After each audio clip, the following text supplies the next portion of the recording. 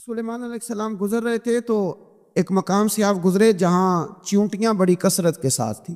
تو ایک چیونٹی جو ان چیونٹیوں کی سردار تھی، ان چیونٹیوں کی بڑی تھی، اور مفسرین کرام نے یہ بھی لکھا ہے کہ وہ تھی بھی ایک آنکھ اس کی کوئی نہیں تھی، ایک ٹانگ اس کی کوئی نہیں تھی، لیکن اس حال میں بھی وہ چیونٹی جو تھی وہ چیونٹیوں کی قیادت کر رہی تھی. تو حضرت سیدنا سلیمان علیہ السلام کا لشکر جب وہاں سے گزرا تو وہ کہنے لگی یا ایھا النمل ادخلوا مساکنکم، کہنے لگی چیونٹیوں اپنے بلوں میں گھس جاؤ، کہیں ایسا نہ ہو کہ سلیمان علیہ السلام کا لشکر بے دہانی میں سلیمان کا لشکر توجہ نہ کرے اور تمہیں پاؤں کے نیچے مسل دے، لہذا اس طرح کرو کہ تم اپنے اپنے بلوں میں گھس جاؤ. حضرت سلیمان ابھی 3 میل دور تھے، تمام مفسرین نے لکھا ہے 3 میل دور تھے، تو وہاں سے چونٹی بولنی تو قرآن کہتا ہے کہ حضرت سلیمان اس کی بات سن کے ہنس پڑے. فتبسم ضاحکا، آپ اس کی بات سن کے ہنس پڑے. دیکھو یہ چونٹی کیا کہہ رہی ہے، ذرا غور کرنا بات پر کہ حضرت سلیمان 3 میل دور فاصلے پر چونٹی کی بات بھی سن لیتے. مولوی نے قرآن کی آیت پکی یاد کر لی، انا بشر مثلکم، کہتا ہے حضور نے کہا میں تمہاری طرح کا بشر ہوں. نبی ہماری طرح ہوتے ہیں جی، تو وہ تو 3 میل دور چیونٹی کی آواز سن لیتے تھے. اس کے کان میں چیونٹی رکھو بلا، اس سے کہو کہ بتا بلا کیا کہتی ہے، کچھ بتائے گا پھر دوڑ لگا دے گا شاید. کان میں رکھو اس کو، کہو بتا چیونٹی کیا کہتی. اور اگر یہ لفظ نہ ہوتے قرآن کے کہ جب انہوں نے سنا تو ہنس پڑے، یہ جملے نہ ہوتے تو شاید اس کو بھی نہ مانتے. لیکن حضرت سلیمان نے سنی چیونٹی کی بات، اور اب اگلی بات کہنے لگا ہوں، بڑے خوبصورت لفظ لکھے ہیں مفسرین نے، فرماتے ہیں دیکھو ایک چیونٹی نے ایک جملہ بول کے، ایک چیونٹی نے ایک جملہ بول کے اپنے قبیلے کی خیر خواہی کی تو رب نے اس کا جملہ بھی قرآن میں بیان فرما دیا. تو جو ساری زندگی لوگوں کو جملے بول بول کے کہے رب رسول کی طرف آ جاؤ، تو اللہ قیامت میں اس کی بات کو قائم نہیں فرمائے گا. جو بھی کسی کی خیر خواہی کرے وہ ایک جملہ بول کے کرے، اور ہو بھی چیونٹی، تو اگر اللہ اس کا ذکر قرآن میں باقی رکھتا ہے تو میں اور آپ اگر کسی کی خیر خواہی کریں گے تو انشاءاللہ ذکر باقی رہے گا. شرط یہ ہے کہ کریں خیر خواہی. اسی طرح سے ایک بات اور لکھی ہمارے مفسرین نے کہ حضرت سلیمان ایک دن اسی طرح نکلے، قحط پڑ گیا تھا، بارش نہیں ہوتی تھی، تو حضرت سلیمان باہر میدان میں نکلے دعا کرنے کے لیے، خشک سالی تھی. تو جب آپ گئے تو ایک چیونٹی اپنے پر پھیلا کے دعا مانگ رہی تھی. تو رب کریم نے فرمایا سلیمان آپ واپس چلے جائیں، بارش آ جائے گی پر آئے گی چیونٹی کی دعا پہ. تو حضرت سلیمان نے عرض کی مولا میں بھی تو اتنا لشکر لے کے آیا ہوں نا، تو چلو ہمیں بھی دعا کر لینے دے، تو چیونٹی کی دعا پہ برسا دینا پر دعا کر لینے دے. فرمایا نہیں آپ واپس جائیں، دعا نہ مانگے. یا اللہ کیوں؟ فرمایا چیونٹی کا دل ٹوٹ جائے گا، وہ تو کہے گی کہ یہ سلیمان کی لشکر دعا پہ پھر بارش آئی ہے. تو آپ نہ کریں تاکہ اس کے دل میں یہ بات رہے کہ نہیں میرے رب نے میری دعا پہ بارش فرمائی ہے. آپ جائیں، آج بارش آئے گی پر آئے گی چیونٹی کی دعا پہ. تو جو چیونٹی بارش کی دعا کرے قوم کے لیے، اللہ اگر اس کا ذکر قائم رکھتا ہے تو جو اپنی قوم کے لیے ہدایت کی دعا کرے. اور کبھی کبھی گردن جھکا کے دیکھا کرو کہ دل میں رسول اللہ کی امت کا درد کتنا ہے. اگر کہیں حضور کی امت کا درد ہے تو پھر انشاءاللہ ذکر قیامت تک باقی رہے گا، پھر انشاءاللہ قیامت تک آنے والی نسلیں بھی آپ کا ذکر کرے گی اگر حضور کی امت کا درد سینے میں موجود ہے. اسی طرح سے پھر حضرت سلیمان کے لشکر میں نا ایک ہدہد نامی پرندہ بھی تھا، لشکر کا کارکن تھا پرندہ. ہدہد غائب تھا، تو حضرت سلیمان کہنے لگے کدھر گیا وہ ہدہد، نظر نہ آج آیا سخت سزا دوں گا. یہاں تو کوئی اچھی خبر لائے گا، کیونکہ وہ ہدہد پرندہ جاتا تھا تو خبریں لا کے دیتا تھا، ورنہ سزا دوں گا. اتنی دیر میں ہدہد بھی آ گیا. تو یہ پرندے جو کارکن ہوتے ہیں بڑے سیانے ہوتے ہیں، کبھی بندہ ناراض ہو تو صحیح خبریں لے آتے. تو صحیح خبر لے کے آ گیا. آتے ہی آ کے بیٹھا تو اس نے حضرت سلیمان علیہ السلام نے کہا کہاں تھے؟ عرض کرنے لگا حضور میں ملک سبا گیا تھا، وہاں ایک عورت حکمرانی کرتی، اس کا نام بلقیس ہے، بہت بڑے تخت پہ بیٹھتی ہے، 80 گز اس کا تخت لمبا ہے، 40 گز چوڑا ہے، اور شاید 80 من کے 80 ٹن اس کا وزن ہے. تو حضور وہ سورج کو پوچھتے ہیں. حضرت سلیمان نے فوراً خط لکھا، فرمایا جا کے اسے میرا خط دے دو کہ یہاں تو کلمہ پڑھ کے ہماری فرما بردار بن جائے، ورنہ تیار ہو جائے، جو اللہ کے غیر کو پوچھتے ہیں ہم ان کے خلاف جنگ کریں گے. وہ جب لے کے گئے نا خط، یہ حدود گیا تو وہ میٹنگ کر رہی تھی، اس کے وزیر مشیر سارے بیٹھے تھے. اس نے جا کے خط پھینک دیا ملکہ بلقیس کی جھولی میں. اس نے خط پڑھا تو ڈر گئی, وزیروں کو بلایا. حضرت سلیمان, قرآن کہتا ہے حضرت سلیمان نے کہا تھا خط پھینک کے نا تو سائڈ پہ ہو کے سننا وہ کیا کہتے ہیں. بندوں کے لیے منع ہے, پرندوں کے لیے جائز ہے. بندوں کے لیے منع ہے سائڈ پہ ہو کے سننا. ہاں جس کی جاسوسی کی ڈیوٹی ہو, کفر کی جاسوسی, اس بندے کے لیے بھی جائز ہے. تو یہاں ایک تو وہ پرندے تھے, دوسرا کفر کی جاسوسی کر رہے تھے, سائڈ پہ ہو کے سننے لگے. تو ملکہ بلقیس کہنے لگی اب کیا کرنا ہے, یہ خط آیا ہے. تو وہ کہنے لگے ہم تیار ہیں, آپ حکم کریں, ہم لڑنے کو تیار ہیں, لڑیں گے. تو کہنے لگی نہیں تیزی نہ دکھاؤ. قرآن مجید کہتا ہے کہ وہ کہنے لگی جب لڑائیاں ہوتی ہیں تو شہر تباہ ہوتے ہیں, ملک کھنڈر بن جاتے ہیں, لڑائی مسئلے کا حل نہیں ہے. انہوں نے کہا کہ میں نبی ہوں. ایک دفعہ آزما لیتے ہیں کہ نبی ہیں کہ نہیں, معاذ اللہ آزما لیتے ہو. کہا کیسے؟ کہنے لگی تحفے تحائف بھیجتے ہیں, اگر مال پر دل للچا گیا تو پھر نبی نہیں بادشاہ ہے, اور اگر مال پر دل للچایا نہ تو پھر اللہ کے کامل بندے. یہ فرق اس نے اس وقت بیان کیا. اس نے 500 کنیزیں, 500 غلام, بڑے شاندار لباس پہنا کے, 500 گھوڑا بڑا تگڑا, اس کے اوپر مال و اسباب رکھ کے تیاری کرا کے حضرت سلیمان کی طرف بھیجا. ہدہد پہلے سے خبر لے کے آ گیا. حضور اس نے یہ پروگرام بنایا ہے. وہ جب آیا سارا کچھ تو حضرت سلیمان دیکھ کے جلال میں آ گئے. فرمانے لگے اسے جا کے کہہ دو تو مجھے کیا تحفے بھیجے گی, میرے رب نے مجھے مالا مال فرمایا ہوا ہے, انہیں مالا مال کیا میرے مالک نے. جا اسے جا کے کہہ تو کیا تحفے دے گی. جب رب دیتا ہے تو پھر کوئی کمی نہ وہ نہیں چھوڑتا. بندے کیا دے سکتے ہیں, بندے تو بیچارے 10 دے کے تو 10 دن ان کی آنکھیں نہیں کھلتی. فرمایا جو اللہ نے جو دیا ہے کیا بات ہے اس کے دینے کی. تو فرمایا اسے کہو یا فرما بردار ہو کے آ جائیں یا جنگ کے لیے تیار ہو جائے, ہم اسے اس کے شہر سے ذلیل کر کے نکال دیں گے. اس نے جا کے جب پیغام دیا تو اور ان لوگوں نے بھی آ کے بتایا کہ وہاں تو ہم عجیب منظر دیکھ کے آئے ہیں کہ جانور بھی ہاتھ باندھے کھڑے ہیں, وہاں تو جنات, سرکش جنات کھڑے ہیں. وہ بادشاہ نہیں, وہ نبی ہیں. وہ جو 500 غلام اور 500 کنیزیں گئی تھی, حوال سنایا آ کے. اور ملکہ بلقیس نے پھر خط لکھا کہ میں فرما بردار ہو کے آ رہی ہوں. معنی کیا ہے, میں کلمہ پڑھنے کے لیے آ رہی ہوں. تو حضرت سلیمان نے کہا بھئی اب اس طرح کرو, ذرا فرش بچھاؤ. انہوں نے فرش بچھایا اس طرح کا کہ اوپر فرش تھا, نیچے مچھلیاں تیر رہی, لگ رہا تھا دریا ہے. ڈیوٹی لگا دی, جنات نے بچھا دیا. ادھر حضرت سیدنا سلیمان فرمانے لگے اب چونکہ مان کے آ رہی ہے تو اسے اپنی نبوت کی علامتیں بھی دکھانی ہیں. اس نے تخت بڑا شاندار بنوایا تھا, اور خواتین میں جو عادتیں خواتین والی ہوتی ہیں وہ جاتی نہیں. وہ 7 کمروں میں نا پیچھے اپنا تخت رکھ کے تو 7 دروازے بند کر کے آئی. اس زمانے میں ایک رواج تھا, وہ زلیخا نے بھی 7 دروازے مکفل کے ایک رواج تھا. ایک کمرہ, پھر کمرے کے پیچھے کمرہ, پھر اس کے پیچھے کمرہ, پھر اس کے پیچھے کمرہ, اور اس کو بڑے موٹے تالے لگائے جاتے تھے. اور فلسفہ یہ تھا کہ ایک تالا توڑے گا کوئی تو جب تک سپاہی آ جائیں گے, اور اگر اس کے توڑنے تک نہ آئے تو دوسرے کے توڑنے تک آ جائیں گے, اور اس کے توڑنے تک نہ آئے تو 7ویں تک تو آئے جائیں گے. یہ ان لوگوں کا نفسیاتی معاملہ تھا, سوچ تھی. 7 کمروں میں مکفل کر کے نا وہ نکلی. تو حضرت سلیمان علیہ السلام کہنے لگے بھئی مجھے اس کا تخت چاہیے اس کے آنے سے پہلے.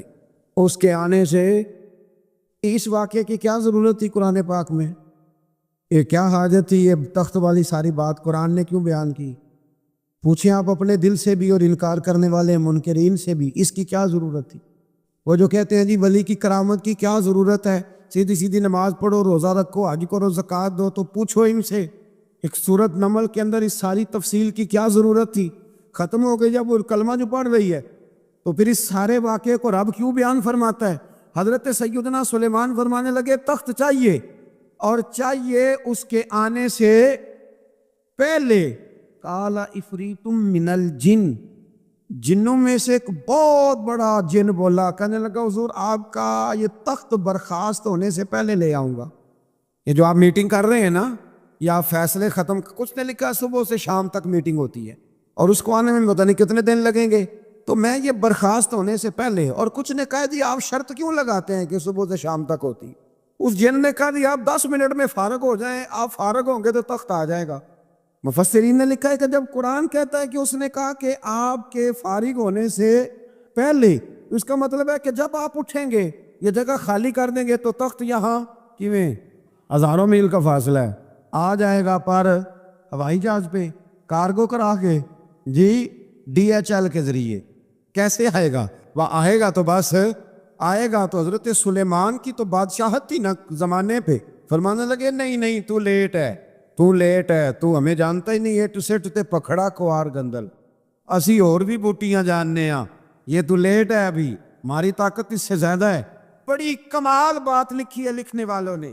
ایک مفسر نے لکھا ہے کہ ابھی حضرت سلیمان نے غلاموں سے منگوایا ہے، اپنی بات کوئی نہیں کی. یہ حال ہے ان کے غلاموں کا، تو سردار کا عالم کیا ہوگا؟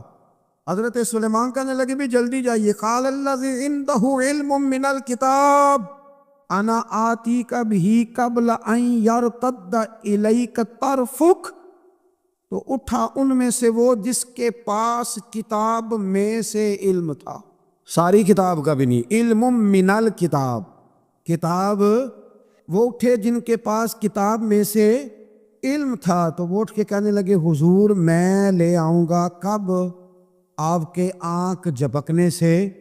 آنکھ جھپکنے سے بندہ تھا جن تھا، جن کی تو بات مانی نہیں انہوں نے. کیا کہا؟ آنکھ جھپکنے سے. میں آنکھ جھپکنے سے پہلے لے آؤں گا. تو حضرت سلیمان کہنے لگے تو ٹھیک ہے چل لا پھر، لا پھر. آنکھ جھپکنے سے بڑے نادان نہیں، پھر غصہ نہیں آتا ان پہ، پھر غصہ نہیں آتا.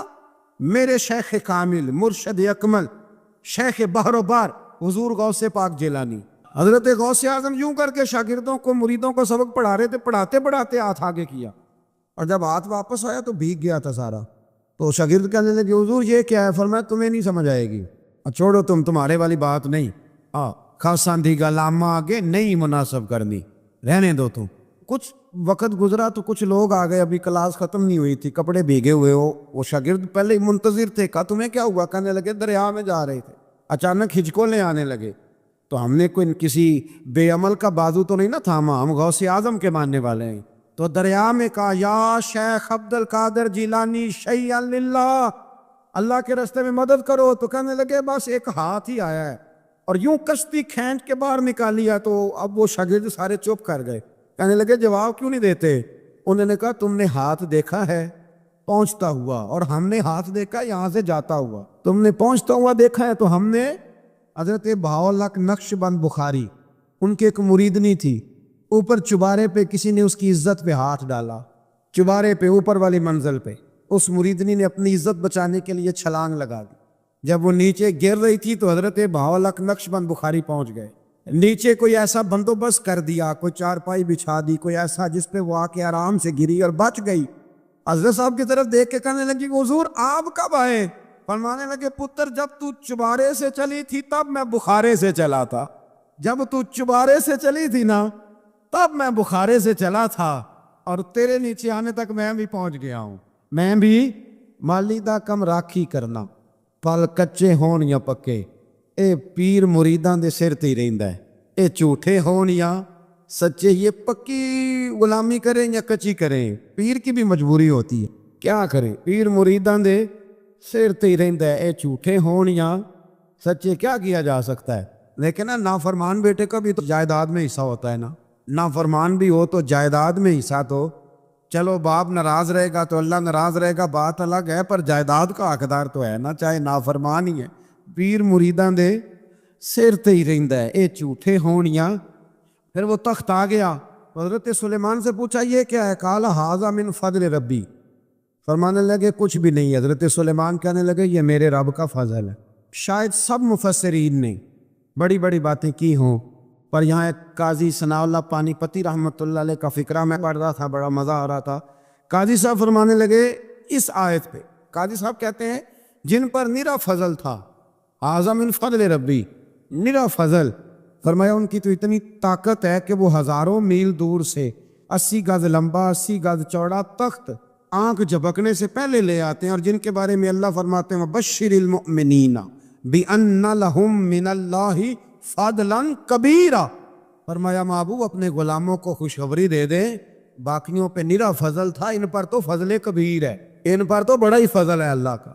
تو فرمایا جن پر فضل کبیر ہو، ایک نہیں، اس پر میں بڑے دلائل دے سکتا ہوں، کرامات اولیاء پر میں بڑے ہی دلائل دے سکتا ہوں، بڑے. غوث اعظم رضی اللہ تعالیٰ عنہ کے پاس بادشاہ آیا تو کہنے لگا پیر تب مانوں گا جب سیب کھلائیں گے. سیب کا موسم ہی نہیں تھا، تو حضرت صاحب آتے ہی اسے کہنے لگے اب تو میری ولایت کو سیبوں پہ تو نہ تول، اب سیب کھلائے تو ولی یا نہ کھلائے تو ولی کوئی نہیں، یہ تو اب میری ولایت کو سیبوں پہ تو نہ تول۔ تو حضرت صاحب نے یوں ہاتھ اٹھایا تو اللہ نے 2 سیب عطا فرمائے۔ تو وہاں جملہ ہے حضور غوث اعظم کا، فرمانے لگے اگر اللہ حضرت مریم سلام اللہ جو بنی اسرائیل کی ولیہ ہیں، ولی ہے نا، وہ نبی تو نہیں نا، عورت نبی نہیں ہو سکتی، فرمایا اگر اللہ انہیں بغیر موسم کے پھل دے سکتا ہے میں تو محمد عربی کا نوکر ہوں۔ فرمایا اب نہ 2 سیب آئے تھے، تو وہ کہنے لگا میرے تو دل میں 1 سیب تھا نا، تو حضور غوث اعظم نے نا 1 سیب مجھے دیا، 1 میں نے کھایا تو 1 غوث پاک کھانے لگے۔ کہتے ہیں میں نے منہ میں رکھا ذرا ترش تھا، تو میرے چہرے کا وہ رنگ دیکھ کے نا، اثر دیکھ کے کہ تلخی محسوس، تو غوث اعظم کہنے لگا میرے والا کھا۔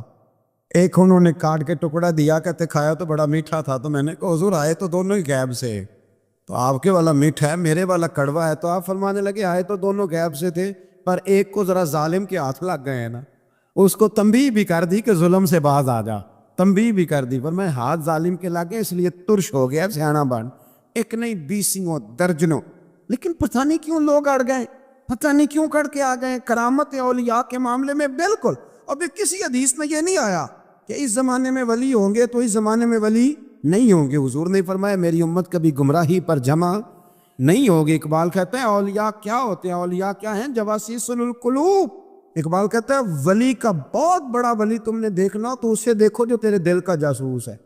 چلو یہ مشکل بات ہے، میں نہیں چھیڑتا، لیکن جو تیرے وہ جاسوسی کرتا ہے، پر کرتا ہے تیرے دل کی، وہ تیرے دل کا جاسوس ہوتا ہے ولی۔ اور اس پر حضور کی حدیث ہے، فرمایا اس کی فراست قلبی سے ڈر ہی اللہ کے نور سے دیکھتا ہے، ڈر اس کی فراست قلبی سے، اللہ توفیق عطا فرمائے۔ 12 اس ولی کا نام تھا آصف بن برخیہ۔ آصف بن برخیہ جی حضرت سلیمان کے وزیر تھے۔ وہ آئی ملکہ بلقیس، اور جب وہ آئی نا تو اس نے دیکھا کہ یہ تو آگے سامنے حضرت سلیمان بیٹھے ہیں، اور جو رستہ ہے نا درمیان میں وہ فرش ہے کہ دریا ہے سمجھ نہیں آ رہی، تو اس نے نا اپنا یوں کر کے اوپر کپڑا اٹھانا شروع کر دیا کہ نیچے پانی ہے، تو حضرت سلیمان کہنے لگے چلتی آ، نیچے کچھ بھی نہیں۔ اس نے پیر رکھا، نیچے مچھلیاں بھی تیرتی جا رہی تھی۔ حضرت سلیمان علیہ الصلوۃ والسلام، آج بھی اللہ نے توفیق دیا نا، لوگوں نے اس طرح کی تعمیرات بعد میں کی ہیں، لیکن اس کے موجد، اس کے پہلے بنانے والے حضرت سلیمان ہے اللہ کی دی ہوئی توفیق سے۔ تو وہ ملکہ آپ کے پاس آئی، پھر وہ آپ کی فرما بردار ہو گئی، اور بعد مفسرین نے یہ لکھا ہے کہ اس نے جب کلمہ پڑھا تو پھر اس کا نکاح بھی حضرت سلیمان سے ہوا، یہ بھی بعض لوگوں نے لکھا ہے۔ تو اس سارے واقعے کو قرآن مجید نے بیان فرمایا ہے۔ پھر آیت نمبر 47 سے قوم سمود کا حضرت صالح علیہ السلام سے بدشگونی لینے کا ذکر ہے۔ اللہ تعالیٰ نے فرمایا بدشگونی اور نحوست اللہ کے نبی صالح علیہ السلام کی وجہ سے نہیں ہے، بلکہ تم ہی نحوست اور نامبارکی ہے اور تم فتنے میں مبتلا ہو گئے۔ عجیب بات ہے نا یہ بھی، کہ وہ کہا کرتے تھے کہ حضرت صالح علیہ السلام جب سے آئے ہیں ہم پہ طرح طرح کی مصیبتیں آنے لگ گئیں، یہ وہ قوم کہا کرتی تھی۔ آج بھی کچھ لوگ کہتے ہیں جی جب تک میں غلط تھا نا تب تک معاملات ٹھیک تھے، اب میں صحیح ہو گیا ہوں تو حالات، وہ خدا کے بندے جب تو ٹھیک ہوا ہے تو اب تجھے کندن بنانا چاہتا ہے۔ اللہ کریم وہ ساری کمزوریاں جو بظاہر انسانوں میں ہوتی ہیں مشکلات میں ڈال کے تو تیری مٹی اور گرد جھاڑنا چاہتا ہے، لیکن لوگ معاذ اللہ اس کو بدشگونی کہتے ہیں۔ اللہ سمجھنے کی توفیق عطا فرما۔ آیت نمبر 54 سے ایک بار پھر لوط علیہ السلام کی قوم کی فحاشی اور اس کے نتیجے میں پیدا ہونے والی تباہی اور بربادی کا ذکر ہے۔ بار بار اب اس لیے بیان کرتا ہے کہ فحاشی کرو گے تو آسمان سے پتھر برسیں گے، اور پتھر اب اس طرح نہیں برس رہے جس طرح ان قوموں میں برسا کرتے تھے، برس رہے ہیں پر ہمیں نظر نہیں آتے۔ بڑا کچھ ہی ہو رہا ہے، بڑی ساری تباہی اتر رہی ہے، بڑے فتنے پیدا ہو رہے ہیں، اور میں اکثر کہا کرتا ہوں کہ فحاشی جب عام ہوتی ہے پھر تباہی ہوتی ہے۔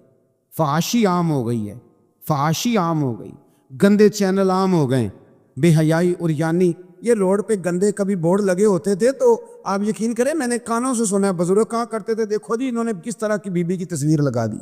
بہت زمانہ نہیں گزرا، مجھے یاد ہے ہم چھوٹے تھے تو صابن پر ایک دفعہ فوٹو چھپ گئی مرد عورت کی اکٹھی، تو اتنا احتجاج ہوا، شاید میں کہیں فائلوں میں تلاش کروں تو نوائے وقت کی وہ مجھے کٹنگ مل جائے کہ وہ صابن نے ریپر سارا ضائع کیا۔ اب کون اعتراض کرنے والا ہے؟ کوئی ایسا شخص جو اعتراض کرے؟ بڑے بڑے گندے بورڈ لگے ہوئے ہیں، یہ بے حیائی ہی جان پیدا کرتی۔ میں نے آپ کو قرآن مجید سنایا نا کہ اللہ فرماتا ہے کہ جو عورتیں بوڑھی ہو گئی ہیں اب نکاح کی قابل نہیں رہی، وہ پردہ نہ بھی کریں تو ان کو گنجائش ہے، لیکن اس کے بعد کا اگر کر لیں تو ان کے لیے بھی بہتر ہے۔ تو جب بے حیائی اور فحاشی عریانی عام ہوتی ہے تو پھر یہ حال ہوتا ہے کہ نوجوانوں کے جذبات میں ہجان پیدا ہوتا ہے، بچیوں کے جذبات میں ہجان پیدا ہوتا ہے۔ اسلام گناہ سے نہیں منع کرتا، گناہ کے طریقوں سے بھی منع کرتا ہے۔ میں کہا کرتا ہوں کہ نوجوانوں کی ہر وقت نگرانی کی ضرورت ہوتی ہے، ہر وقت۔ یہ چڑھتی ہوئی جوانی سیلاب ہوتی ہے، یہ اگر کسی طرف بہہ جائے تو تباہی اتر جاتی ہے، خرابی ہو جاتی ہے۔ اقبال نے نا اپنے بیٹے کو ایک دعا دی تھی، ایک دعا۔ میری علامہ شاہ احمد نورانی صاحب رحمۃ اللہ علیہ سے پہلی ملاقات ہوئی تو اب تو خیر یہ رواج ہے نا تصویریں لینے کا، اس وقت آٹوگراف لینے کا رواج ہوتا تھا۔ تو میں طالب علمی کا زمانہ تھا، میں ڈائری لکھا کرتا تھا۔ اس سے پہلے بھی مجھے حضرت ایک دفعہ یہ شعر میں پڑھ چکا تھا، سن چکا تھا، تو میں نے ان کے سامنے نا یہ کیا آگے کچھ آٹوگراف کے لیے، تو انہوں نے مجھے یہ اقبال کا شعر لکھ کے دیا: حیا باقی نہیں ہے زمانے کی آنکھ میں، خدا کرے کہ رہے تیری جوانی بے داغ، خدا کرے کہ رہے تیری۔ اقبال نے یہ نہیں کہا اپنے بیٹے سے، یہ بیٹے کا نام لکھی کہ تیری آنکھ میں حیا نہیں، بلکہ کہا حیا باقی نہیں ہے زمانے کی، زمانہ بے حیا ہے۔ تو دعا ہے کہ ہمارے بچوں کی جوانیاں، اور ایک دفعہ دھبا لگ جاتا ہے نا جب، تو پھر شیطان ایک دفعہ رستہ دکھاتا ہے تو پھر مائل کرتا ہے، اور پھر جو دوسری تباہی ہے شادیوں کے لیٹ ہونے کی، وہ اس سے بڑی قباحت ہے۔ کل بھی میں نے کہا تھا، آج پھر کہتا ہوں، خدا را اس پر نظر ثانی کرے۔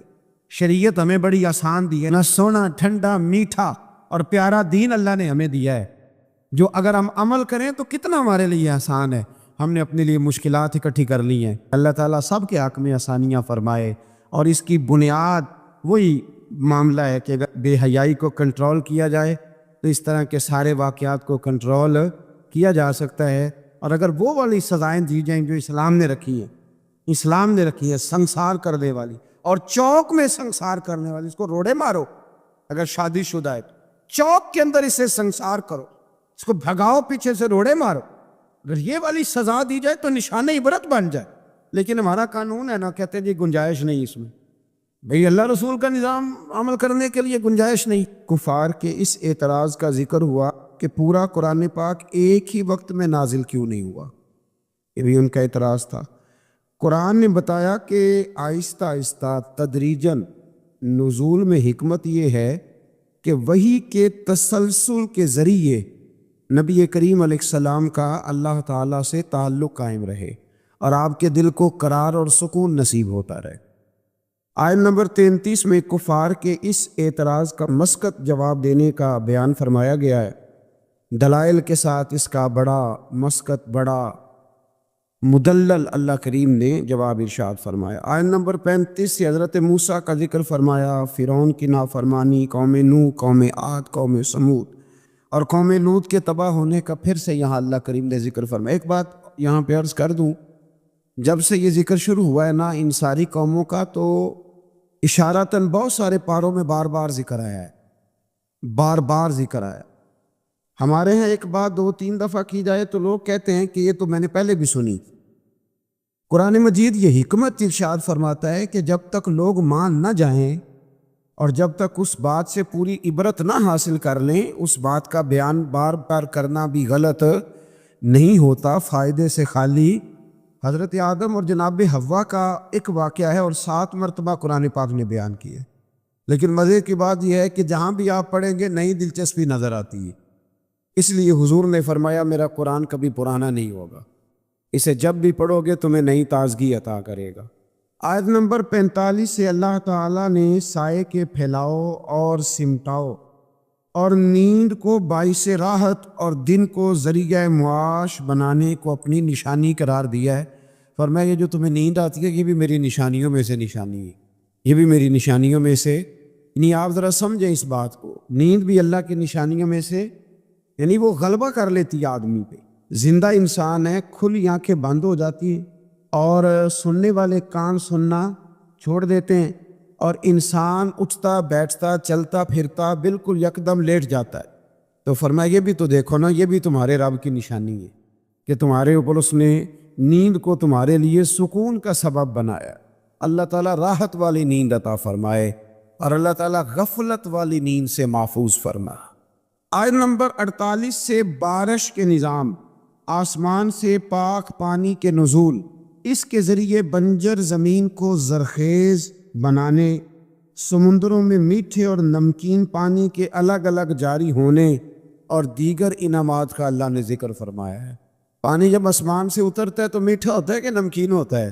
اللہ کی قدرت ہے نا کہ جب وہ دریاؤں سمندروں میں جاتا ہے تو نمکین الگ ملتا ہے، میٹھا الگ ملتا ہے۔ آیت نمبر 54 میں بتایا کہ انسان کا جوہر تخلیق پانی ہے، بنیادی طور پر یہ بھی پانی سے پیدا کیا گیا، پھر اس کے ذریعے نسب اور سسرال کے رشتے قائم کیے گئے، یعنی سسرال کے رشتے، یہ بھی اللہ تبارک و تعالیٰ نے قرآن مجید میں اس کا بھی ذکر ارشاد فرمایا۔ سورۃ الفرقان کے آخری رکوع میں آسمانوں میں برج بنانے، سورج اور چاند کی روشنی اور نظام لیل و نہار کو اللہ تعالیٰ کی قدرت کی دلیل کے طور پہ بیان کیا گیا۔ اس کے بعد اللہ تعالیٰ کے محبوب بندوں کے اعلیٰ صفات کا بیان ہے۔ وَعِبَادُ الرَّحْمَٰنِ الَّذِينَ يَمْشُونَ عَلَى الْأَرْضِ هَوْنًا، فرمایا رحمان کے بندے زمین پر عاجزی سے چلتے ہیں۔ وَإِذَا خَاطَبَهُمُ الْجَاهِلُونَ قَالُوا سَلَامًا، جاہل ان سے الجھنا چاہیں تو وہ الجھتے نہیں، بلکہ وہ ایک بات ذرا میرا دل ہے یہاں کہہ دوں، ایک آدمی نے نا الف با تا سا سے لے کر پورا قرآن مجید پڑھا ہے، اور اس کے بعد اس نے اس کی کچھ نہ کچھ تجوید بھی پڑھی، پھر کچھ نہ کچھ ترجمہ بھی پڑھا، سمجھ لیں کہ 30 پاروں کا خالی ترجمہ ہی ایک بندہ پڑھ گیا ہے، اور ایک شخص اس کے سامنے آ کے بیٹھا ہے جسے سورۃ اخلاص کا ترجمہ بھی ٹھیک نہیں آتا۔ اب وہ جو پڑھا لکھا آدمی ہے وہ دلیل کیسے دے گا، اس کو سمجھائے گا کیسے؟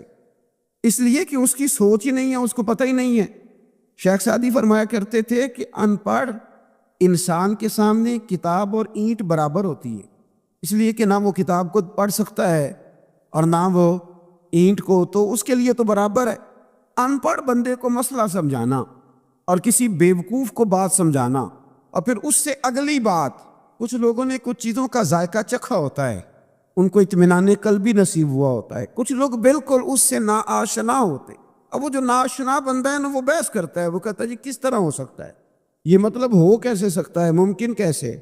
جب تک انسان ماں باپ سے پیار نہیں کرتا تو ماں باپ کی محبت کی چاشنی کی اسے خبر نہیں ہوتی، اور جب تک اس کے بچے نہیں ہوتے محبت پدری اور ماں کی ممتا، ان دونوں چیزوں کی اسے خبر نہیں ہوتی۔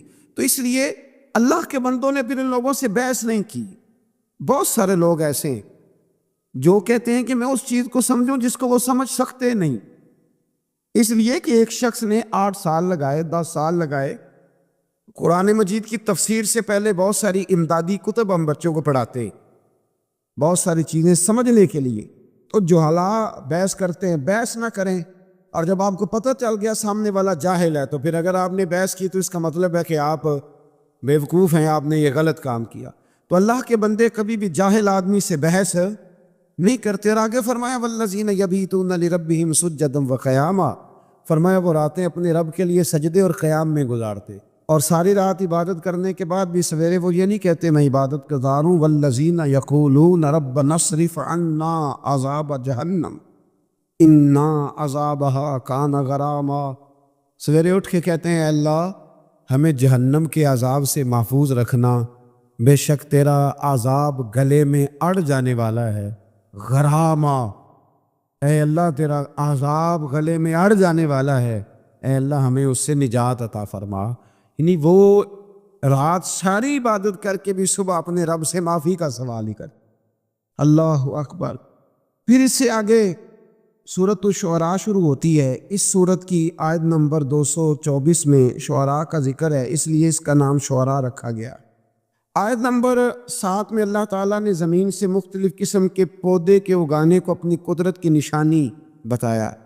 اسی صورت میں ایک بار پھر حضرت موسیٰ علیہ السلام کے فرعون کے پاس جا کے دعوت حق دینے کا ذکر فرمایا۔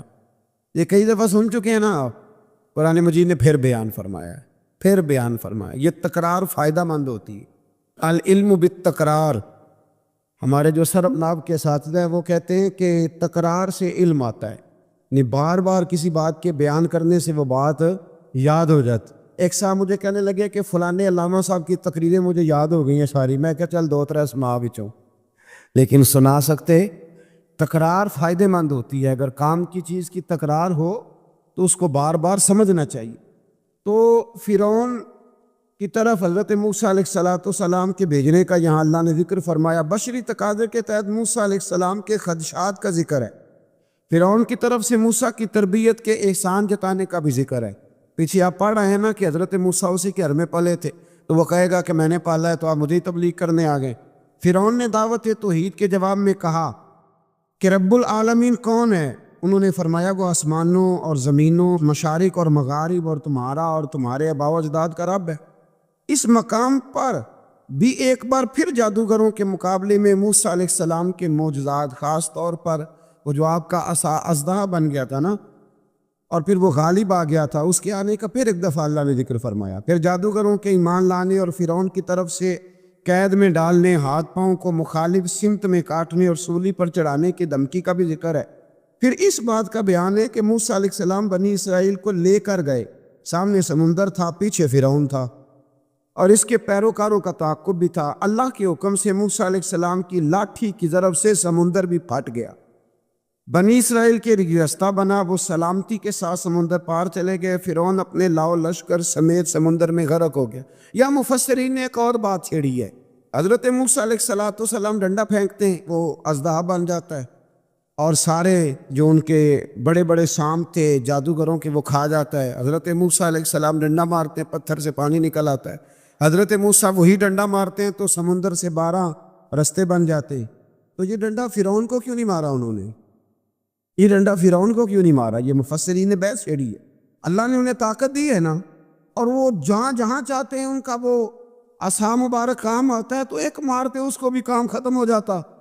تو پھر سمجھ لیں کہ اللہ نبی کو جو معجزہ دیتا ہے تو حکم دیتا ہے کہ یہ آپ نے استعمال بھی میرے حکم سے ہی کرنا ہے۔ ولی کو جو کرامت دیتا ہے تو فرماتا ہے یہ استعمال بھی آپ نے میرے حکم سے کرنی ہے۔ اس لیے پیچھے آپ پڑھ رہے ہیں کہ اللہ فرماتا ہے کہ ہم کافروں کے مطالبے پہ عذاب نہیں نازل کریں گے۔ کہتے ہیں جتنا ہی کامل ہے تو پھر دکھائے نا کچھ ہے، تو یہ تو بولی میں آپ کو سنایا ہوں، یہ تو کفر کی بولی ہے۔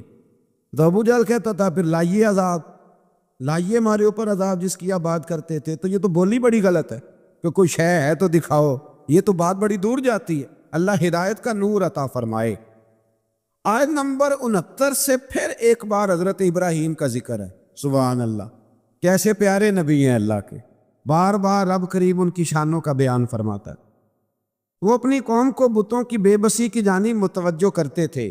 پھر ابراہیم علیہ السلام اللہ تعالیٰ کی نعمتوں کا اعتراف کرتے ہوئے فرماتے اللہ نے مجھے پیدا کیا ہے، وہی ہدایت دینے والا ہے، وہی مجھے کھلاتا ہے، وہی پلاتا ہے، جب بیمار ہوتا ہوں تو وہی مجھے، اللہ اکبر، کئی دفعہ ایک ہی ڈاکٹر سے دوائی لیتے ہیں تو آرام آ جاتا ہے، پھر دوبارہ اسی سے لیتے ہیں تو آرام۔ اس کا مطلب ہے کہ حضرت ابراہیم فرماتے ہیں کہ شفا بھی میرا اللہ ہی مجھے دیتا ہے۔ پھر فرمایا وہی میری روح قبض کرے گا اور آخرت میں دوبارہ پیدا کرے گا، مجھے یقین ہے قیامت کے دن میری خطاؤں کو بھی معاف فرمائے گا۔ ابراہیم فرما رہے ہیں اللہ کے نبی، انہوں نے کون سی خطائیں کی تھی جی؟ ساری زندگی اللہ کی راہ میں جہاد کرتے گزر گئی، پھر بھی ڈر کے دعا مانگتے ہیں۔ سنگیو غافل نہ بنے، غافل، ہر وقت معافی مانگنا یہ اللہ کے بندوں کا طریقہ ہے۔ میرے رسول کریم علیہ السلام نے فرمایا میں دن میں 100 دفعہ اپنے رب سے استغفار کرتا، بار بار استغفار کریں، بار بار اس سے معافی مانگیں، وہ معافی مانگنے والے سے بڑا ہی راضی ہوتا ہے۔ اللہ توفیق عطا فرمائے۔ یہ انبیاء کا ہمارے لیے تعلیم ہے، یہ تعلیم امت ہے، ورنہ انہوں نے کون سی خطائیں کی؟ اللہ اکبر۔ پھر فرمایا وہ دعا کرتے ہیں کہ اے میرے پروردگار تو مجھے صحیح فیصلہ کرنے کی قوت عطا فرما اور مجھے نیک بندوں کے ساتھ ملا دے۔ پڑھنا ذرا گھر جا کے سورہ شعراء، آپ کو سمجھ آئے گی۔ اللہ کے نبی دعائیں مانگتا ہے یا اللہ ہمیں نیکوں کی سنگت عطا فرما۔ ہمارے زمانے میں ضرورت ہی کوئی نہیں نیکوں کی، اور پھر سنگت، پھر ان کے ساتھ رہنا، پاس بیٹھنا، اس کی ضرورت ہی کوئی نہیں، سارے خود ہی بڑے بڑے پیرے کامل ہیں۔ بلکہ اب تو بہت سارے لوگ کہتے ہیں پیر صاحب کو بھیجو تھوڑی دیر میرے پاس بیٹھے میں کو سبق پڑھاؤں، معاذ اللہ تعالیٰ۔ اے اللہ بعد میں آنے والے لوگوں میں میرا ذکر خیر سچائی کے ساتھ جاری فرما، مجھے جنت کی نعمتوں کا وارث بنا اور مجھے قیامت کے دن رسوا نہ فرمانا۔ یہ پتہ کیا ہے؟ یہ نا بندے کا اللہ سے رشتہ ہے، یہ رشتہ ہے۔ بندہ جب اس کی نعمتوں کو سوچتا ہے اور اپنے روزمرہ کی عبادت کو نیکی کو سوچتا ہے تو پھر کہتا ہے اللہ تو نے بڑا دیا ہے، مجھے رسوا نہ کر دینا۔ یہ کئی دفعہ خفیہ تدبیر بھی ہوتی ہے نا، ہاں یہ کئی دفعہ بہت شانیں جب مل جاتی ہیں تو خفیہ تدبیر بھی ہوتی ہے، خفیہ تدبیر بھی ہوتی ہے۔ ایک درویش کہا کرتے تھے کہ جب اللہ تعالیٰ تمہیں دنیا میں بہت سارا اجر دے دے نا، نیکیاں دے دے، پیار کرنے والے دے دے، دولت دے دے، تو پھر بھی اللہ سے ڈرا کرو کہیں ایسا تو نہیں کہ وہ ساری نیکیوں کا اجر دنیا میں دینا چاہتا ہے اور آخرت میں تمہارا حصہ ہی کوئی نہیں، سارا کچھ یہی نہ دے دے۔ اس لیے اس کی بارگاہ ناز میں یہ بھی دعا فرمائیں کہ اللہ قیامت کی رسوائی سے محفوظ فرمائے۔ اللہم استرنا بسترک الجمیل، اللہ سونے پردوں میں سے ایک پردہ نصیب فرما۔ آیت نمبر 91 سے متقین اور سرکش لوگوں کے ساتھ ہونے والے سلوک کا ذکر فرمایا۔ ایک نے ساری زندگی تقویٰ کیا، ایک نے سرکشی کی، گھوڑوں کی طرح بھاگا، مرضی کی زندگی جیا۔ اللہ نے دونوں کا ذکر فرمایا اور فرمایا گمراہ لوگوں کے جہنم میں آپس میں لڑنے اور ہر طرف سے نا امید ہونے اور ان کے دنیا میں واپس جا کر ایمان لانے کی ناممکن خواہش ہے۔ یہاں بڑے لوگ کہتے ہیں جی اللہ چاہے اور نیکوکاروں کو جو ہے وہ معاذ اللہ دوزخ میں ڈال دے اور ہمیں اللہ چاہے تو بخش دے۔ جس نے اٹھتی ہوئی جوانی میں بھی اپنی نظر جھکا کے رکھی اور جیب میں لاکھوں کروڑوں ہونے کے باوجود بھی اپنے رب کی رضا والی بات کی، اور تو ساری زندگی گزارے بے حیائی اور فحاشی میں اور دعوے تو عجیب کر دے۔ اللہ بے نیاز ضرور ہے پر بے انصاف نہیں، بے نیاز ضرور ہے پر وہ بے انصاف، یہ سمجھ لے۔ ہاں کسی کو یہ دعویٰ نہیں کرنا چاہیے کہ میں نیک ہوں تو جنت میرے نام الاٹ ہو گئی ہے، دعا کرنی چاہیے اور اس کی بارگاہ میں معافی چاہنی چاہیے۔ لیکن یہ جو گناہگار پھر دلیروں جیسی باتیں کرتے ہیں نا، اس کا تو معاملہ یہ ہے کہ ایک گناہگار اوپر سے سینہ زور، یہ ظلم ہے، یہ جبر ہے، اس سے بچیں۔ ہاں اگر کوئی رب کی رحمت کا بازو تھام کے بات کرے گا تو اللہ بڑا ہی کرم فرمانے والا ہے۔ آیت نمبر 105 سے نوح علیہ السلام کی دعوت حق کا ذکر ہے۔ وہ رسول امین تھے، سرکش لوگوں نے کہا ہم آپ پر کیسے ایمان لائیں، آپ کے پیروکار تو پسماندہ لوگ ہیں۔ یہ نوح علیہ السلام کی قوم کا ذرا انداز سن لیں، کہنے لگے پسماندہ سے غریب سے بندے آپ کے کلمہ پڑھنے والے ہیں، ہم چودھری ہو کہ آپ کو مان جائیں، یہ کیسے ہو سکتا ہے؟ پھر نوح علیہ السلام اللہ تعالیٰ سے اپنے اور اپنی قوم کے درمیان آخری فیصلے کی دعا مانگتے ہیں۔ اللہ تعالیٰ ان کو اور ان کے پیروکار مومنوں کو کشتی کے ذریعے نجات عطا فرماتا ہے اور سرکش قوم طوفان میں ڈوب جاتی۔ آیت نمبر 124 سے حضرت ہود علیہ السلام اور ان کی قوم عاد کا ذکر ہے۔ اللہ تعالیٰ نے اس قوم پر نعمتوں کی فراوانی کی، چوپایوں، اولاد اور نہری باغات کی صورت میں فرمائی۔ انہوں نے مضبوط مکانات اور بلند مقامات پر عشرت گاہیں تعمیر کر لی۔ آج کل بھی فارم ہاؤس نہیں بن جاتے جلدی سے، فارم ہاؤس بن جاتے۔ بالآخر نبی کی تکذیب کی بنا پر اللہ نے اس قوم کو بھی ہلاک کر دیا۔ پھر آیت نمبر 141 سے حضرت صالح علیہ السلام اور ان کی قوم سمود کی نافرمانیوں کا ذکر ہے۔ ان پر اللہ تعالیٰ نے نعمتوں کی فراوانی فرما رکھی تھی، میٹھے چشمے، باغات، زرخیز زمین کی کثرت، پہاڑوں کو تراش کر مکان بناتے تھے۔ لیکن جب انہوں نے ناقۃ اللہ یعنی اللہ کی اونٹنی کی بے حرمتی کی تو ان پر عذاب نازل ہوا۔ تو جو ناقۃ اللہ کی بے ادبی کرے، اللہ کی اونٹنی کی، اس پر عذاب نازل ہوتا ہے۔ تو جو رسول اللہ کی بے ادبی کرے اور جو اولیاء اللہ کی معاذ اللہ بے ادبی کرے، اس کا کیا حال ہوگا؟ اللہ تعالیٰ ہدایت کا رستہ نصیب فرمائے۔ آیت نمبر 160 سے لوط علیہ السلام اور ان کی قوم کا ذکر ہے۔ اس قوم کی بدعمالیوں کا ذکر ہے کہ وہ حلال بیویوں کو چھوڑ کر غیر فطری طریقے سے اپنی جنسی خواہش پوری کرتے، گناہ کے اڈے آباد کرتے۔ لوط علیہ السلام کی بیوی بھی ان کے ہم خیال تھی۔ بالآخر اللہ تعالیٰ نے اس قوم کو بھی تباہ و برباد کیا۔ پھر شعیب علیہ السلام اور ان کی قوم کا ذکر ہے۔ یہ لوگ اصحاب الایکہ کہلاتے تھے۔ یہ لوگ لین دین کے وقت ناپ تول میں ڈنڈی مارتے۔ ان کی سرکشی کا یہ عالم تھا کہ نبی سے کہتے اگر آپ سچے ہیں تو ہم پر آسمان کیوں نہیں پھٹ پڑتا۔ پھر اس قوم پر بھی عذاب نازل ہوا اور وہ تباہ و برباد کر دیے گئے۔ لوط علیہ السلام کی بیوی بھی ساتھ رہتی تھی لیکن کافروں کی ہم خیال تھی، اور نوح علیہ السلام کا بیٹا بھی اور ان کے گھر والے بھی کچھ اسی طرح کے تھے۔ ایک بات ذہن میں رکھیں، دو بھائی اکٹھے رہتے ہیں، دونوں نے اپنی اپنی قبر میں جانا ہے۔ کسی گھر کا ایک فرد اگر غلط ہوگا تو اس سے مراد وہ پورا خاندان نہیں ہوگا۔ اس لیے قرآن مجید نے کہا ہے کہ کوئی قیامت میں ایک دوسرے کا بوجھ نہیں اٹھائے گا، سارے اپنا اپنا ہی اٹھائیں گے۔ آیت نمبر 192 میں بتایا کہ قرآن اللہ کا کلام ہے، جسے واضح عربی زبان میں جبریل امین نے محمد الرسول اللہ صلی اللہ علیہ وسلم کے قلب پاک پر نازل کیا ہے۔ قرآن کے لفظ ہے نزل علی قلبک، محبوب ہم نے آپ کے دل پر اسے نازل فرمایا۔ یہ بڑی کمال کی بات ہے، محبوب ہم نے آپ کے، یعنی کلام اللہ کا اور حضور کے، یعنی محبوب اور محب کی جو باتیں ہوتی ہیں نا، وہ اگر جملوں میں بھی ہوں تو جا کے ٹکراتی سیدھی دل کے ساتھ ہیں۔ ان آیات میں یہ بھی بتایا کہ جن قوموں کا نام و نشان مٹا دیا گیا، اللہ تعالیٰ نے اتمام حجت کے لیے ان کے پاس رسول بھیجے، وہ کہے نہ کہ کوئی ڈرانے والا نہیں آیا۔ قرآن مجید کا مطالعہ کرنے والوں کے لیے غور و فکر کا مقام ہے کہ جن بدعمالیوں کے سبب پچھلی امتوں کا نام و نشان مٹا دیا گیا، آج وہ ساری خرابیاں اس امت میں بھی جمع ہو چکی ہیں۔ وہ سارے گناہ، لوط علیہ السلام کی قوم جو کام کرتی تھی وہ آج یہاں نہیں ہو رہا، وہ یہاں نہیں ہو رہا۔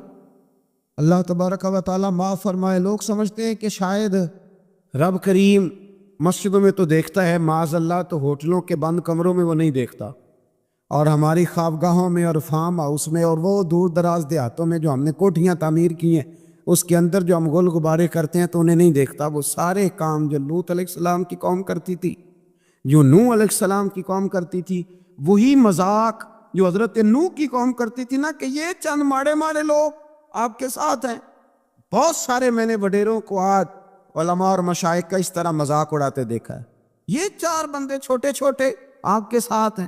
بھائی نہیں وہی جملہ جو نوح کی قوم کہا کرتی تھی، لیکن پھر بچے تو وہی ماڑے ماڑے نا، پھر بچے نا وہ ماڑے ماڑے کے، تو کدھر گئے وہ اونچی کلگیوں والے؟ انسان جب بات کرتا ہے تو بغیر سوچے سمجھے کرتا ہے۔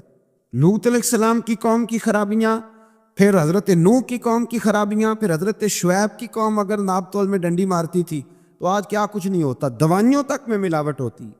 بس ایک ہی بات ہے، چہرے اس لیے نہیں بدلتے کہ اس زمین پر گنبد خضرا موجود ہے، رسول اللہ صلی اللہ علیہ وسلم کا ساتھ موجود ہے۔ بس اللہ تعالی ہمیں رسول پاک کی نسبت کاملہ عطا فرمائے۔ آیت نمبر 218 میں فرمایا کہ اے رسول مکرم صلی اللہ علیہ وسلم، اللہ تعالیٰ عبادت کے وقت آپ کے قیام اور عبادت گزاروں کے درمیان آپ کے سجدوں کو دیکھ رہا ہوتا ہے۔ محبوب تیرے سجدے مجھے بڑے ہی پیارے ہیں۔ جب تو صفوں کے بیچ نمازیں پڑھتا ہے نا تو میں وہاں تجھے دیکھتا رہتا ہوں۔ جب انسان سجدہ کرتا ہے تو رب بڑا ہی راضی ہوتا ہے۔ اس لیے حضور نے فرمایا جب تم ایک سجدہ کرتے ہو تو اللہ کی بارگاہ میں تمہارا ایک درجہ بلند کر دیا جاتا ہے۔ جتنے دن باقی رہ گئے ہیں نا، اللہ تعالی ہمیں کثرت سے سجدے کرنے کی توفیق عطا فرمائے۔ رمضان کے دن نہیں کہہ رہا، زندگی کے دن کہہ رہا ہوں۔ اتنی زندگی باقی ہے، اللہ تعالیٰ کثرت سے سجدے کرنے کی۔ حضرت ابو فاطمہ رضی اللہ تعالیٰ عنہ فرماتے ہیں کہ حضور نے مجھ سے فرمایا تھا، ابو فاطمہ جنت میں مجھ سے ملنا چاہتے ہو؟ میں نے کہا حضور ہاں۔ فرمایا پھر سجدے زیادہ کر کے آنا، سجدوں کی دولت تمہارے پاس زیادہ ہونی چاہیے۔ آپ دیکھیں گے آپ کا کسی سے پیار کتنا ہے، آپ کی کسی سے محبت کتنی ہے۔ کون سے ایسے صحابی ہیں جن کا جب آپ نام لیتے ہیں تو آپ کے دل کو سکون ملتا ہے؟ اور نبی پاک صلی اللہ علیہ وسلم نے ہر صحابی کے بارے میں کہا نا، ہر صحابی کے بارے میں کہا۔ نبی پاک علیہ السلام نے فرمایا یہ میرا علی ہے، جس نے اس سے پیار کیا اس نے مجھ سے پیار کیا۔ اب وہ مولا علی شیر خدا رضی اللہ تعالیٰ عنہ کی محبت کے بارے میں بتائے نا کہ کبھی اس کے دل میں تڑپ پیدا ہوئی ہو، خواہش پیدا ہوئی ہو۔ آج میں حضرت علی کی شان میں کوئی شعر سنوں، آج میں حضرت علی کی سیرت کی کوئی بات سنوں، آج میں چلو اور کچھ نہیں تو 10 منٹ علی علی کر لوں، ذکر علی کیوں نہیں بادا۔ نبی پاک صلی اللہ علیہ وسلم نے فرمایا یہ میرا ابو بکر ہے، یہ میرا ابو بکر ہے۔ میرے سینے میں جو اللہ تبارک و تعالیٰ نے نعمت خاص رکھی تھی میں نے نکال کے ابو بکر کے سینے میں رکھ دی۔ اب تو بتانا تو نے ان کا ذکر کب کیا ہے، تو نے ان کا تذکرہ کب فرمایا؟ محبت کا اپنے دل میں پیدا، اچھا محبت پیدا کی بھی جاتی ہے۔ نبی پاک صلی اللہ علیہ وسلم نے ہمیں کہا کہ محبتیں پیدا کرو۔ اگر تمہارے پاس نہیں ہے تو ایسے کام کرو جس سے محبت۔ علامہ اقبال سے کسی نے کہا تھا کہ نوجوانوں کے دلوں میں حضور علیہ السلام کی محبت پیدا کرنی ہے تو کیا کریں، تو اقبال نے کہا 3 کام کرو۔ ایک تو نوجوانوں کو نبی پاک کی سیرت زیادہ سے زیادہ سناؤ، انہیں سناؤ حضور علیہ السلام کا اخلاق، کردار، طرز زندگی، انداز گفتگو، یہ حضور کو آئیڈیل بنائیں گے، یہ نبی پاک کو۔ اور ہماری بدقسمتی ہے کہ ہمارے دور میں لوگوں نے سنانا شروع کیا ہے کہ حضور کو علم غیب کوئی نہیں تھا، مکھی کا پر نہیں بنا سکتے تھے، ایک عام بشر تھے، معاذ اللہ کچھ نے یہاں تک کہا ہے کہ ڈاکیا تھا، پیغام دے کے چلا گیا۔ اب آپ ڈاک کی بات کریں، ڈاکیوں پر باس نہ کریں معاذ اللہ تعالیٰ۔ ہمارے زمانے میں وہ انداز بتایا گیا کہ جس سے لوگ بڑی جلدی جری ہو گئے۔ پہلا کام یہ کرو، یعنی محبت پیدا کرنے کے لیے کہ حضور کی سیرت بتاؤ، سوانح بتاؤ۔ اور دوسرا اقبال کہنے لگے نبی پاک کی یاد کی محفلیں سجاؤ، میلاد کے تذکرے کرو، حضور کی نعت خوانی کرو، نبی پاک کا ذکر چھڑے، حضور کا پیغام عام ہو۔ اور تیسرا فرمانے لگے اپنے بچوں کے سامنے، اپنی اولادوں کے سامنے نبی پاک پر درود شریف پڑھا کرو۔ یہ دکھاوا تو نہیں ہوگا میرا خیال ہے، اس کے سامنے اپنے بچوں کے سامنے حضور علیہ السلام پر درود شریف، یہ کام تو اپنے دلوں میں صالحین کی محبت پیدا کریں، نیک لوگوں کا ذکر سنا کریں، اولیاء اللہ کے تذکرے نکال کے پڑھا کریں، ان کے اقوال، ارشادات، ان کی باتیں، ان کی گفتگو۔ پرانے لوگ سفر کرتے تھے ولیوں کو ملنے کے لیے، زمانہ طے کرتے تھے۔ ہم کبھی مد و جزر دیکھتے ہیں نا دنیا کے، ہم حیران ہو جاتے ہیں کہ اجمیر کہاں، پاک پتن کہاں، دلی کہاں، کہاں لوگوں نے کس طرح رشتے نبھائے، کیا انداز تھا۔ حضرت عثمان ہارونی پیر ہے خواجہ معین الدین اجمیری، بلخ کے رہنے والے، کہاں کے رہنے والے، خواجہ اجمیری کہاں کے رہنے والے۔ اور پھر اجمیر ابھی بھی دلی سے ٹرین چلے تو وہ 1.5-2 دن لگا دیتی ہے جانے میں، دلی سے اجمیر شریف۔ حضرت سیدنا خواجہ قطب الدین بختیار کاکی وہاں جایا بھی کرتے تھے، آیا بھی کرتے تھے، رابطہ بھی رہتا تھا، اور عشق اتنا جوان تھا کہ زمانہ کہتا تھا اگر کسی نے کسی سے پیار کرنا ہے تو اس طرح کرو جیسا قطب الدین بختیار کاکی نے معین الدین اجمیری کے ساتھ کیا ہے۔ کوئی فاصلہ رکاوٹ نہیں بنا، کوئی چیز بیچ میں نہیں آئی، کوئی مسئلہ نہیں ہوا، اولادیں بھی تھیں، کاروبار بھی تھے۔ اب تو سہولتیں ہیں، دولت بھی زیادہ ہے، ان لوگوں کو تو مزدوریاں بھی زیادہ کرنی پڑتی تھی، کوئی چیز نہیں سامنے آئی۔ ہم بہانہ بنا کے ایسے رکے ہیں کہ بغل میں چیزیں ہوتی ہیں لیکن ہم کہتے ہیں بڑی مجبوری ہے جی، میں بڑا کیا مطلب اپنے دماغ پہ چیزیں سوار کر لی ہیں مفت میں۔ پھر مجھے ایک بات بتائیے، پاک پتن شریف سے دلی جانا، خواجہ اجمیری حضرت خواجہ نظام الدین صاحب کا پاک پتن شریف آنا گھوڑے پہ یا پیدل، آسان کام ہے؟ کتنی ملاقاتیں ہیں خواجہ نظام الدین صاحب کی بابا صاحب سے؟ کوئی گن کے بتا سکتا ہے جی؟ کوئی گن کے بتا سکتا ہے کتنی ملاقاتیں؟ کتنی؟ حضرت خواجہ فرید الدین مسعود گنج شکر رحمۃ اللہ تعالیٰ علیہ کہنے لگے نظام تجھے آئے ہوئے بڑے دن ہو گئے، جا یار چکر لگایا، چکر لگایا۔ فرماتے میں پیدل گیا تو مجھے جانے میں کئی مہینے کئی ہفتے لگے، میں دلی پہنچا اور اپنے گھر کا نا ایک چکر لگایا، اوپر سے چکر لگا کے تو پھر پاک پتن کے رستے میں چل پڑا۔ کہتے ہیں واپس پہنچا تو حضرت بابا فرید صاحب رحمۃ اللہ علیہ نے دن گنے ہوئے تھے، کہنے لگے یار جتنے ٹائم میں تو واپس آیا ہے نا، اتنا ٹائم تو آنے جانے پہ لگتا ہے، کہ غریب نواز محسوس نہ فرمائیے گا، آپ نے کہا تھا چکر لگایا تو حضور ایک چکر ہی لگایا ہے، پھر میں واپس آ گیا ہوں، بات ہی چکر کی ہوئی تھی۔ دیکھیں نا نبی پاک صلی اللہ علیہ وسلم نے فرمایا ابو ہریرہ کوئی کام بھی کیا کر یار، یہیں بیٹھا رہتا، عرض کی حضور صحیح ہے، اٹھے، سامنے ایک ستون تھا اس کے پیچھے سے ہو کے نا واپس آ گئے تو حضور نے فرمایا گئے نہیں، کہ حضور نے آپ نے فرمایا تھا جایا آیا کر، گیا ہوں پر میرا دل ہی نہیں لگا، بھئی تو یہاں سے ہو کے واپس آ گیا، کہیں جانا تو تھا نا، یہیں سے ہو کے۔ تو ان لوگوں کے صالحین کی محبت کے راستے میں کوئی چیز رکاوٹ نہیں بنی۔ ہمارے ہاں چیزیں رکاوٹ بنتی ہیں، اپنے اولیاء اللہ سے، صوفیاء سے، بزرگان دین سے، رب کریم کے بندوں سے، داتا علی اجمیری سے، خواجہ اجمیری سے، ان لوگوں سے پیار کریں، صالحین کی محبت دلوں میں پیدا کریں، صحابہ کا پیار دلوں میں پیدا کریں، اہل بیت نبوت کا پیار دلوں میں پیدا کریں۔ یار یہ حدیث جو ہے نا، یہ امید کی کرن ہے، یہ روشنی کا مینار ہے کہ میرے نبی پاک نے فرمایا جو جس سے پیار کرے گا قیامت میں اسی کے ساتھ رکھا جائے گا۔ یہ صحیح بخاری کی حدیث ہے، المرء مع من احبا، اور یہ جو مع ہے نا اس کا معنی ہے ساتھ رہنا، ہاں، مع اللہ، مع یعنی بما، یعنی اس کے ساتھ، المرء مع من احبا، جو جس سے محبت کرے گا قیامت میں اسی کے، اس کی معیت میں رکھا جائے گا، اس کے۔ ایک بڑی خوبصورت بات، امام اعظم ابو حنیفہ کے ایک شاگرد گزرے، امام محمد رحمۃ اللہ علیہ، خوبصورت بڑے تھے، کچھ خوبصورت تھے، کچھ سونا، کچھ منہ دا میٹھا، کچھ پیارے بڑے تھے، کچھ ان کا انداز یہ تھا کہ نفاست پسند بڑے تھے، بڑے نفیس تھے، نکلتے تھے تو تنہا نہیں نکلتے تھے۔ ایک دفعہ بغداد میں تشریف لائے تو بغداد سے انہوں نے ایک بستی اور میں جانا تھا، تو وہاں یہودیوں اور عیسائیوں کا بڑا غلبہ تھا، تو امام محمد رحمۃ اللہ علیہ فرمانے لگے یہودیوں عیسائیوں کے بیچ سے گزرنا ہے تو کوئی یہی نہ سمجھے کہ ان کے تو پلے کچھ نہیں، کہنے لگے سونے گھوڑے لاؤ عربی نسل کے۔ 30 شاگرد ساتھ تھے، ان کو بھی ساتھ تیار کیا، عربی نسل کے 30 گھوڑے اور 30 شاگرد، ان کو کہا بھی دستاریں درانا اونچی باندھنا، تو دستاریں بھی باندھی انہوں نے کلے والی بڑی خوبصورت، شاگردوں کو بھی جبے پہنائے، خود بھی جبہ پہنا، سفید رنگ کی اعلیٰ نسل کی گھوڑی، آگے آگے پیچھے 30-32 شاگرد۔